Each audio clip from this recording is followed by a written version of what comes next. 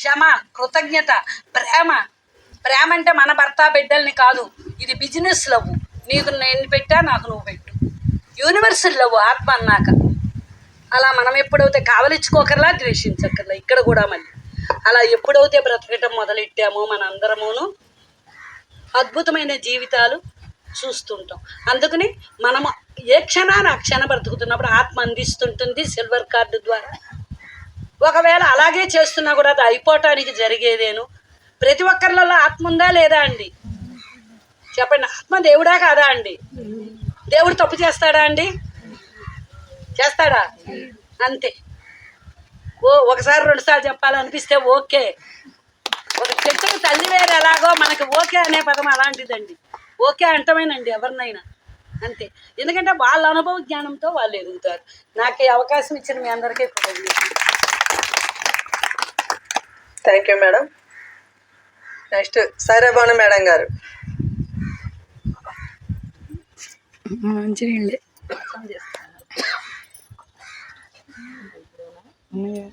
ముందు నీళ్ళ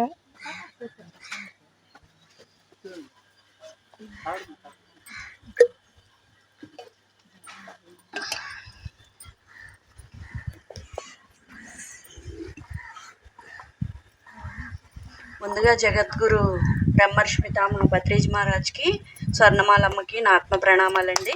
విచ్చేసిన దైవ స్వరూపాలందరికీ పాదాభివందనాలండి. నేను ఛానల్లోకి వచ్చి 4వ సంవత్సరం అండి.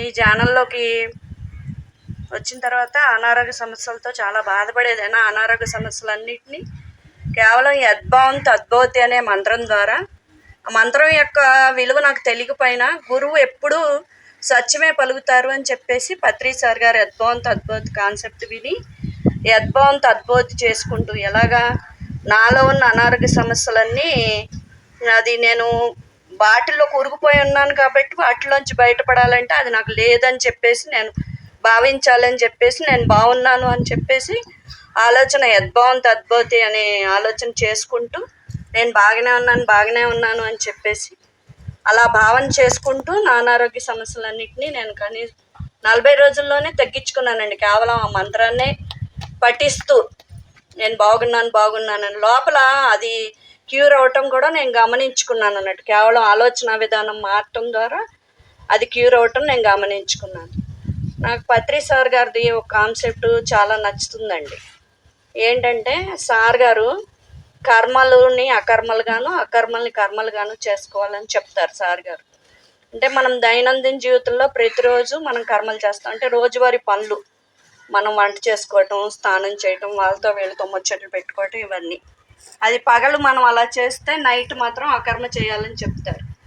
అయితే దీన్ని ఎలా భావించాలంటే మనం రోజువారీ చేసుకునే పనుల్లో దాన్ని కర్మలుగా భావించొద్దు, అసలైన కర్మ ధ్యానం చేయటమే అని చెప్పేసి సార్ గారు చెప్తారు. అది శ్రీకృష్ణ పరమాత్ముడు అర్జునుడికి బోధించాడని చెప్పేసి సార్ గారి ప్రవచనంలో నేను తెలుసుకున్నాను. అర్జునుడు అంటే మనం మామూలుగా ప్రాపంచికంగా ఉంటూ, అర్జునుడు ప్రాపంచికంగా ఉంటున్నప్పుడు ఆయన భగవద్గీతలో ఏం చెప్పారంటే సార్ గారు నువ్వు యోగివికా అర్జున అని చెప్పారు. ఎందుకంటే యోగులుగా ఎందుకు మారాలంటే మనం ప్రాపంచికంగా మనం కర్మలు చేసుకుంటున్నంతసేపు మనసుతోనే జీవిస్తాం.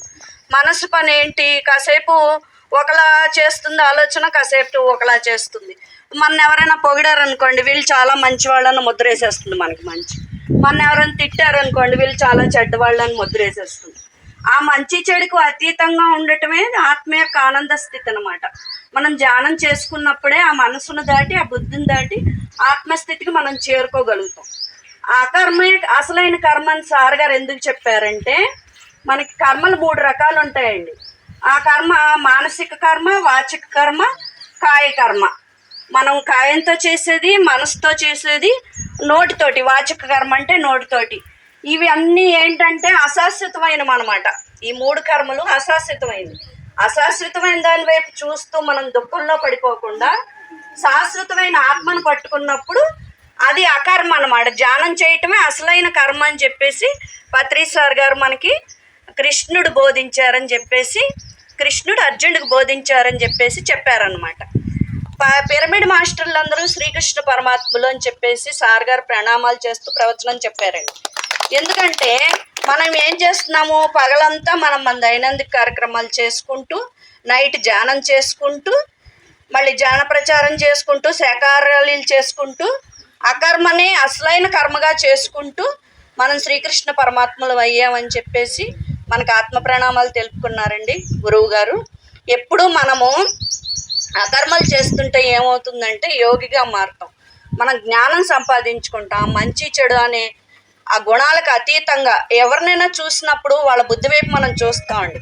వాళ్ళ బుద్ధి వైపు చూసినప్పుడు మనకు ఒక అవగాహన అనేది వచ్చేస్తుంది. ఆ బుద్ధి వైపు చూసి వాళ్ళని అంచనా వేసుకునే కంటే మనము వాళ్ళలో నడిపించే శక్తి వైపు మనం దృష్టి పెట్టినప్పుడు వాళ్ళలో ఉన్నది దైవమే, మనలో ఉన్నది దైవమే, ఎవరి స్థితిని బట్టి వాళ్ళు ప్రవర్తిస్తారని చెప్పేసి మంచివాళ్ళు అన్నారని మనం పొంగిపోక్కర్లేదు, చెడ్డవాళ్ళు అన్నారని కురింగిపోక్కర్లా.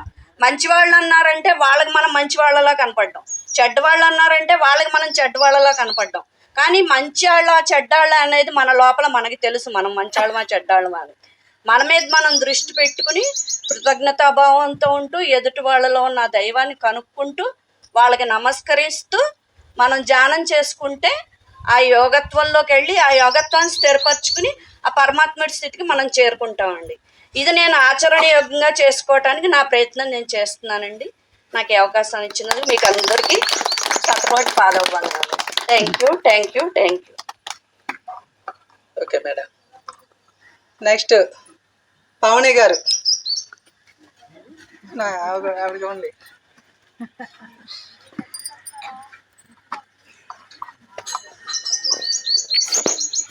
చక్కగా చూడండి అమ్మా, మీకోసం ఎంతమంది వచ్చి ఎంత అద్భుతంగా ఒక్కొక్కరు వారి యొక్క జీవిత అనుభవాల్ని మీకు చెప్తున్నారు.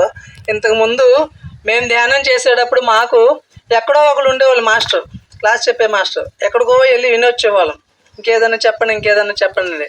ఇవాళ ఎక్కడ పడితే అక్కడే ఉన్నారు. వాళ్ళందరికీ ఒకసారి గట్టిగా చప్పట్లు కొడతాం.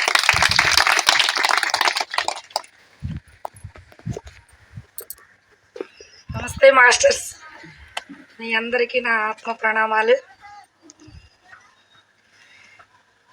ఈ అవకాశం ఇచ్చిన మీ అందరికీ పేరు పేరు అందరికీ ఆత్మ ప్రణామాలు తెలుపుకుంటున్నాం. మన గురువు గారైన పరమపిత పత్రిజీ గారికి నా ఆత్మ ప్రణామాలు చెప్పుకుంటున్నాను.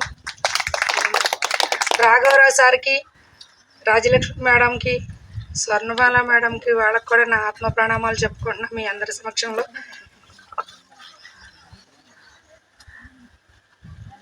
శ్రీకృష్ణ భగవానుడి శ్లోకాలలో ఒక చిన్న శ్లోకం.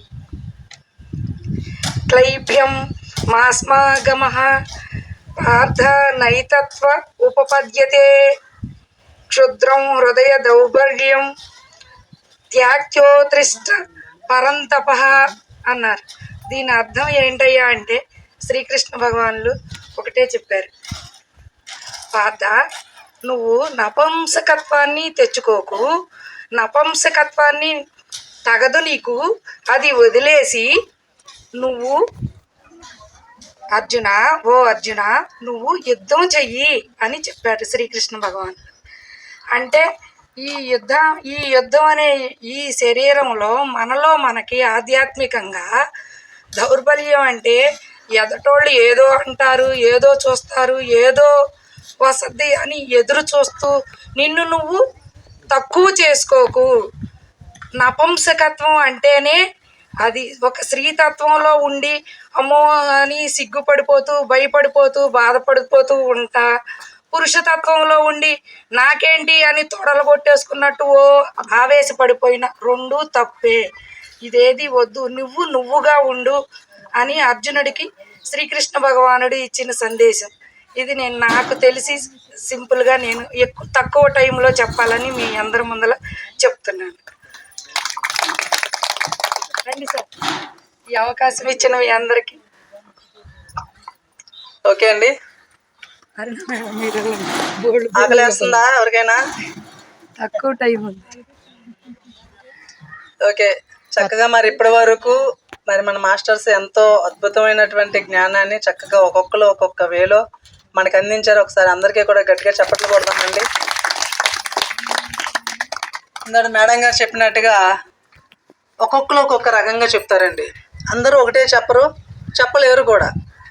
ఒక్కొక్కరి స్థితిని బట్టి, ఒక్కొక్కరు నేర్చుకునే విధానాన్ని బట్టి వారి యొక్క భావాన్ని ఒక్కొక్క విధానంగా తెలియజేస్తారు. అలా తెలియజేయడంలో మనము చిన్నప్పటి నుంచి ఎంతో కొంత ఎన్నో చోట్ల మనం నేర్చుకుంటూ వస్తున్నాము. అవే ఈరోజు మన నమ్మకాలుగా, మన జీవన విధానంగా మారిపోయినాయి. అవునా కదండి? మనం చర్చిలకు వెళ్ళనివ్వండి, గుడికి వెళ్ళనివ్వండి, గుళ్ళో ఒకలాగా చెప్తారు, చర్చికి వెళ్ళే వాళ్ళకి ఒకలాగా చెప్తారు, మసీదులకు వెళ్తే ఒకలాగా చెప్తారు. మన పెద్దలు ఇలా జీవించాలని చెప్పి ఒకలాగా చెప్పారు. ఏమండి? మరి అలా చూసుకుంటే ఏది ఉన్నతమైనది అనేది మనం తెలుసుకుంటే, మన పురాణాల్లో ఇవన్నీ ఏర్పడక ముందే మన పురాణాల్లో ఏమండి మన పెద్దలు చెప్పి ఉన్నారు ధర్మం అంటే ఏంటి, సత్యం అంటే ఏంటి అనేది. అటువంటి విధానంలో ఏముందంటే, పూజ కోటి సమం ఒక స్తోత్రం, స్తోత్ర కోటి సమం ఒక జపం, జప కోటి సమం ఒక ధ్యానము, ధ్యాన కోటి సమం లయం. ఇది విన్నారా ఎప్పుడన్నా ఈ శ్లోకాన్ని? దీని అర్థం ఏంటంటే, పూజలు చేస్తాం కదా మనందరం కూడా. ఎందుకు పూజలు చేస్తున్నాము? అవి గొప్పవి కాబట్టి చేస్తున్నాము. దానివల్ల మనకు ఒక లాభమో ఒక ప్రతిఫలమో వస్తుందని కాబట్టి మన పెద్దలందరూ చెప్పారు కాబట్టి అవి చేస్తున్నాము. అయితే అటువంటి పూజలు కోటి చేస్తే ఏ ఫలితం అయితే దక్కుతుందో అది ఒక స్తోత్రం చేయడం ద్వారా వస్తుందంట. స్తోత్రం అంటే తెలుసు కదా, భగవంతుని నామాన్ని జపించడం. అటువంటి జపాలు కోటి చేస్తే ఒక ఇది యజ్ఞం చేయడంతో సమానం. ఒక జపం చేయడంతో సమానం. అటువంటి జపాలు కోటి చేస్తే ఒక ధ్యానం చేయడంతో సమానం. అటువంటి ధ్యానాలు కోటి చేస్తే ఒక లయమైనట్టు. ఏమండి? వీటన్నిటిలో కల్లా ఏది గొప్పది? పూజలు, స్తోత్రాలు, జపాలు, ధ్యానాలు. 4వ మెట్లో ధ్యానం ఉంది. వీటన్నిటికన్నా కూడా ధ్యానం గొప్పది. ఎందువల్ల ధ్యానం గొప్పది అంటే, ధ్యానం ద్వారానే మనము అసలు సిసలైనటువంటి జీవన విధానాన్ని మనం అలవర్చుకుంటాము. పూర్వపు రోజుల్లో చాళక్యుడు ఏం చెప్పాడంటే, బ్రహ్మ మిథ్య, ఇవి ఉన్నది ఏంటంటే సత్యం అని చెప్పాడు. అంటే ఇక్కడ ఉన్నదే సత్యము, బ్రహ్మ అంటే పరలోకం, ఇదంతా ఎక్కడ ఏమీ లేదు, మనమే సత్యం అని చెప్పాడు. తర్వాత కొన్నాళ్ళకి ఆది శంకరాచార్యులు వారు వచ్చి ఏం చెప్పారంటే, ఇక్కడ ఉన్నదంతా మాయే, మన జీవన విధానం అంతా కూడా మాయే, ఉన్నదంతా కూడా బ్రహ్మే సత్యం అని చెప్పాడు. మిథ్య అసత్యం అని చెప్పాడు. ఏమండి? అయితే అది కరెక్ట్ కాదు, ఇది కరెక్ట్ కాదు. ఇప్పుడు బ్రహ్మర్షి సుభాష్ పత్రి మహారాజు వచ్చి ఏం చెప్పాడంటే, బ్రహ్మ సత్యము, ఏమండి ఇక్కడ ఉన్నటువంటి ప్రపంచము సత్యమే, అలాగే ఇక్కడ ఉన్న ప్రపంచం అసత్యము, బ్రహ్మ కూడా అసత్యమే. అంటే ఎప్పుడు ఏది ఎలా కావాలంటే అలా మనం తీసుకోవాలి. మనం తీసుకునే విధానాన్ని బట్టే ఉంటుంది. అవునా కదండి? ఇది అసత్యం అంటున్నారు. చాలా చోట్ల వైరాగ్యం చెప్తారు. అమ్మ నువ్వు పాపివి, నువ్వు ఈ నగలు వేసుకోకూడదు, ఈ పొట్టు పెట్టుకోకూడదు, ఇలా మంచి బట్టలు కట్టుకోకూడదు, అన్నిటినీ వదిలేయాలని వైరాగ్యం చెప్తుంది. కానీ ఇక్కడ ఏది లేకపోతే మనకు జరుగుతుంది? 1 గంట దాటుతుంది, ఆకలేస్తుందా ఇట్లేదా అందరికీ? అంటే ఇది సత్యమా కాదా? అంటే భోజనం మనకు కావాలి కదా. అంటే కరెక్ట్గా మన టైంకి మనం భోజనం చేయాలి. అంటే ఈ జగత్ అనేది సత్యమే. ఏమండి? మరి ఇక్కడ ఉన్నటువంటి మాయలోనే పడకుండా మనము పరజ్ఞానాన్ని మనం తెలుసుకోవాలి. మరి ఆ జ్ఞానం తెలుసుకోవాలంటే అది ఉందా లేదా? ఆ జ్ఞానమే మనకి ఈ ధ్యానం ద్వారా మనకు అందుతుంది. ఓకేనండి? అటువంటి ధ్యానాన్ని, అటువంటి జ్ఞానాన్ని మనకి నేర్పిస్తున్నటువంటి గురువులందరికీ కూడా ఆత్మ ప్రణామములు తెలియజేస్తున్నాను. Thank you. నమస్తే. చక్కగా ధ్యాన ప్రసాదం వచ్చేసిందండి. అందరు చక్కగా హాయిగా తీసుకుని చక్కగా అందరూ కూర్చుని భోజనం చేస్తూ ఇక్కడే కబుర్లు ఆడుకుని హాయిగా ఎవరెళ్ళగా వాళ్ళు వెళ్తాము. ఓకేనా? Thank you. మరి చక్కగా మనకి ఈ ఊర్లో అద్భుతంగా తయారయ్యారండి ఈశ్వర్ గారు, సత్యవతి మేడం గారు. మరి వారి యొక్క ఆధ్వర్యంలో మరి ఇటువంటి మంచి కార్యక్రమాలు జరుపుకున్నాము. ఇక మీదట కూడా ఇలాగే జరుపుకుంటాము. వారిని మరొకసారి అభినందిస్తున్నాము. Thank you.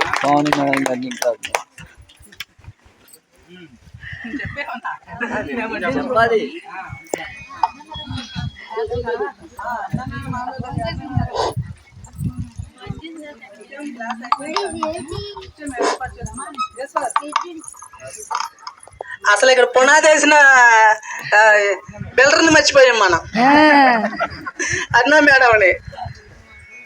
ఇప్పుడు పునాదేసింది నేను కాదు సార్. చక్కగా పాండురంగారావు గారు, సరోజిని మేడం, ముంబై రాంబాబు సార్ గారు బాగా ధ్యాన ప్రచారం చేశారు అప్పుడు.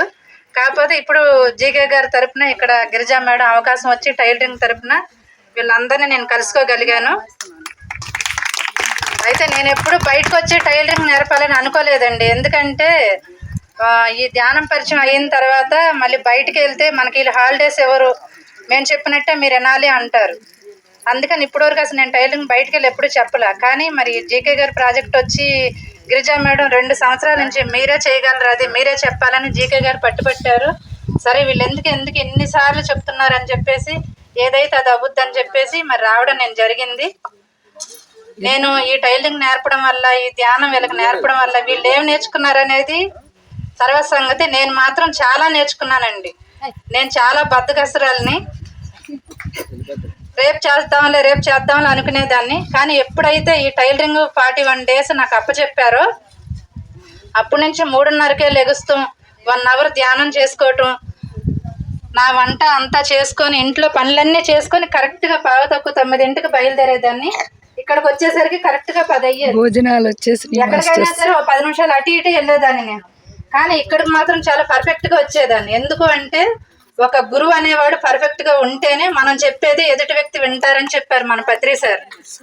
ఈ రోజు వరకు కూడా పత్రి సార్ చెప్పేది మనం అందరం విని ఆచరిస్తున్నాం. అంటే దానికి కారణం ఏంటి అంటే నేను ఆచరించి మీకు చెప్తున్నాను కాబట్టి నా మాట అందరూ వింటున్నారని చెప్పారు మన పత్రి సార్. కాబట్టి మరి నేను చెప్పే మాట ఈ 36 మంది వినాలి అంటే ముందు నేను పర్ఫెక్ట్గా ఉండాలి అని చెప్పి నన్ను నేను పర్ఫెక్ట్గా చేసుకున్నాను ఈ 41 days అన్నమాట. నాలో ఉన్న బద్ధకం పోగొట్టుకొని రోజు నాలో నేను సాధన ఎక్కువ పెంచుకొని 2 గంటలు సాధన పెంచుకొని మరి రోజు కూడా అక్కడ ఆటో ఎక్కి ఇక్కడ ఆటో దిగే వరకు కూడా ఒక ధ్యాన జగత్ బుక్ నేను ప్రిపేర్ అవుతూ వచ్చేదాన్ని. రాగానే వెళ్ళి ఒక 20 నిమిషాలు ధ్యానంలో కూర్చోబెట్టి ఆ కాన్సెప్ట్ చెప్పేదాన్ని. అట్లా నన్ను నేను పూర్తిగా మార్చుకున్నాను. తర్వాత భగవద్గీతలో ఒక శ్లోకం నేర్చుకున్నానండి. అవకాశం ఇస్తే ప్రజెంట్ చేస్తా. చేసేయి అశోచ్య నన్వ శోచస్వం నవ్య ప్రజ్ఞ వాంఛ భాషసే నగాసు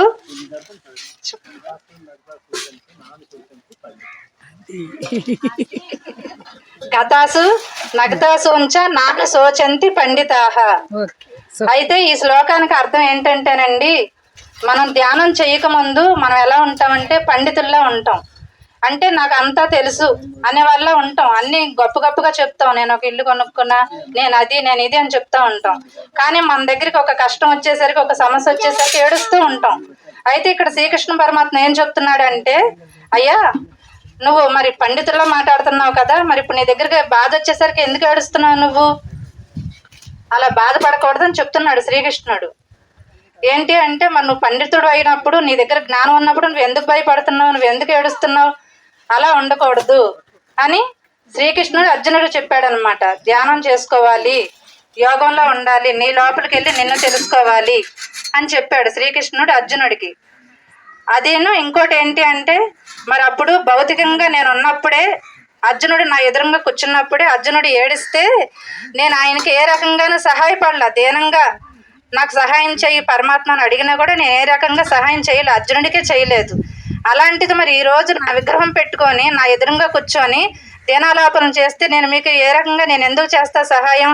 కాబట్టి మీరు చేయవలసిన పని చెయ్యండి, పొందవలసింది పొందుతారు. మీరు చేయవలసింది ఏంటి అంటే ధ్యానం చెయ్యండి. ఇది ఏ కులానికి ఏ మతానికి సంబంధించింది కాదండి. మీకు ఎప్పుడైనా సరే ఎప్పుడు సమయం కుదిరితే అప్పుడు కూర్చోండి. మంచం మీద కూర్చోవచ్చు, కుర్చీలో కూర్చోవచ్చు, కాలు చాపుకొని కూర్చోవచ్చు. ఎంతసేపు అయితే అంతసేపు మీరు ఏ దేవుడిని తలుచుకోక్కర్లేదు. ఈ శ్వాస ఎలా జరుగుతుందో దాన్ని గమనిస్తూ కూర్చోండి. మరి 11 రోజులు చేశారు కదా, అంతే ధ్యానం అంటే. ఇంకేం కాదు, ఇదే పూజలు కాదు, ఏమీ కాదు. కాబట్టి మరి అవకాశం నాకు ఇచ్చినందుకు అందరికీ కూడా ఆత్మ ప్రణామాలు. మరి 11 రోజులు కూడా అందరూ కొత్త వాళ్ళు వచ్చి చక్కగా ధ్యానం చేశారు.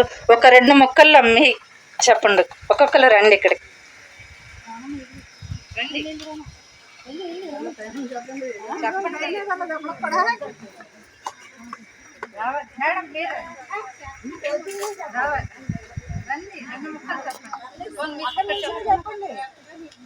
చెప్పండి ధ్యానం చేయటం వల్ల ఏంటి, ఏమనిపించింది మీకు ఈ 11 రోజులు?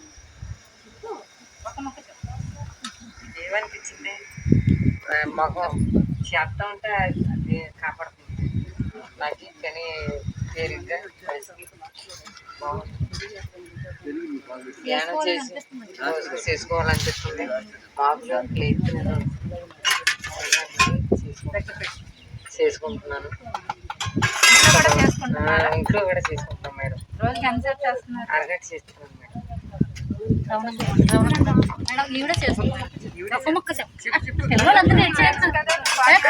నిదానంగా సిగ్గుపడకూడదు.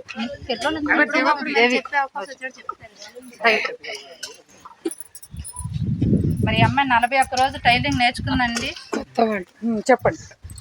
అందరికీ వందనాలు, సార్లకి మేడంకి అందరికీ. నేను ఈ 41 రోజు మేడం దగ్గర నేర్చుకునేందుకు అందుకే ఇక్కడ 11 రోజులు పెట్టాను కదా, మిస్ అవ్వకుండా ఒక్కరోజు కూడా మిస్ అవ్వకుండా వచ్చి నేర్చుకుంటున్నాను. నాకే ఫ్రీగా ఉండి బేగా ఏదో చెప్తున్నారు కదా అని ఆలోచనతో ఇంటికాడ ఎంత పైన ఉన్న బేగా ఫాస్ట్గా చేసుకొని వచ్చి ఇది చెప్పిన మేడం ఏంటి సార్లు ఏంటి కొద్దిగా అర్థమైనట్టు ఉంటుందని వస్తాను, మిస్ అవ్వకుంటాను. ఎంత పని ఉన్నా పని పక్కన పెట్టుకొని వచ్చి చేసుకుంటున్నాం. అందుకే మాకు కూడా ఫ్రీగా ఉండి ఆరోగ్యం కూడా బాగుంటుంది కాబట్టి వచ్చి యాటిగాని చేసుకొని వచ్చి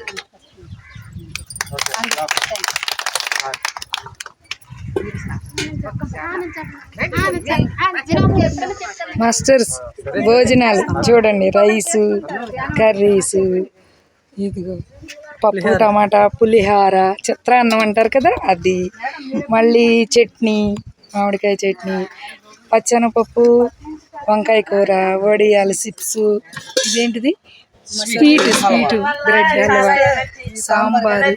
ఓకే మాకు ఎంత ఆనందంగా ఉంటుంది. ఇంటి దగ్గర మా హస్బెండ్ కూడా చెప్తున్నాము, అతను కూడా ఏమనట్లేదు. ఓకే ఓకే ఇవన్నీ ఈ మాస్టర్ పడుకునే ముందు చేసుకుంటున్నాను. ఈశ్వర్ గారు. సార్ ఒకసారి ఇటు తిరగండి. ఓకే అదిగో ఈశ్వర్ గారు. హాయ్ చెప్పండి మా వాళ్ళందరికీ. Hi hi hi. భోజనాలకి సిద్ధం. మా ఫ్రెండ్స్ అంతా అదిగో వచ్చినారు, మా మెడిటేషన్ ఫ్రెండ్స్ ఆత్మీయులందరూ. మా రాము సార్ కన్వీనర్ గారు ఈయన. సార్ హాయ్ చెప్పండి ఒకసారి మన ఆత్మీయులందరికీ హాయ్. ఈయన రాబోయే కన్వీనర్ గారు.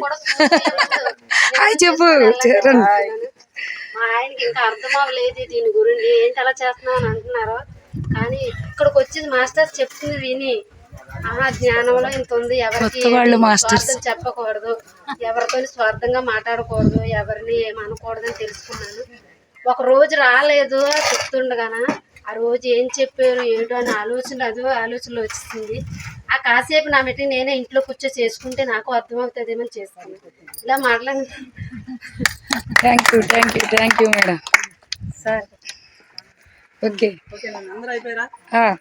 చాలా అద్భుతంగా చెప్పారమ్మా.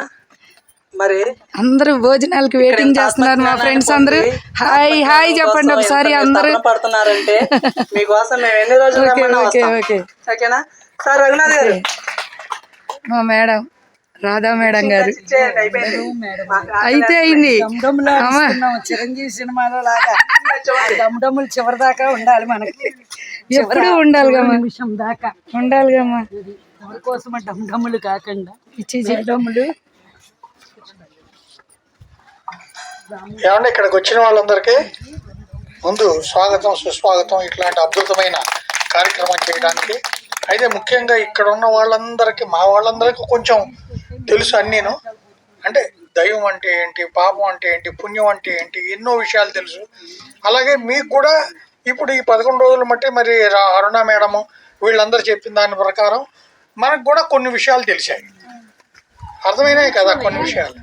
దాంట్లో మీ అందరికీ తెలియాల్సింది పాపం ఏంటి పుణ్యం ఏంటి. ఇక్కడ ఉన్న వాళ్ళందరికీ పాపం ఏంటి పుణ్యం ఏంటి అని తెలియాలి, అంతే. మీరు పాపం ఏది చేయకూడదు, పుణ్యం ఏది చేయాలి, ఏది చేస్తే పాపం వస్తుంది, ఏది చేస్తే పుణ్యం వస్తుంది. ఆ 2 విషయాలు మీ అందరికీ అవగాహన అయితే చాలు, ఇంకేం అక్కర్లేదు. జీవితంలో మనం పైకి వచ్చేస్తాం. ఈ 2 తెలియాలంటే మీరు ధ్యానం చేయాలి. ధ్యానం అంటే కళ్ళు మూసుకు కూర్చుంటాం తప్ప ఏమీ లేదు. కూర్చోవాలి. అంటే మనం ఒకరిని కొడితే అది పాపమే కదా, ఒకళ్ళ కాళ్ళు ఎరక్కొడితే పాపమే కదా, ఒకళ్ళకి అన్నదానం చేస్తే అది పుణ్యమే కదా, ఒకళ్ళకి మంచి మాటలు చెప్తే అది పుణ్యమే కదా. వీటిల్లో ఏది మనం చేస్తున్నాం ప్రతిరోజు, ఏది చేయట్లేదు, ఇవి కొంచెం మీరు అర్థం చేసుకుని చక్కగా ముందు ఫాలో అవుదాం. ఓకేనండి. Thank you, thank you, thank you. ఆగండి. రాము ఒకసారి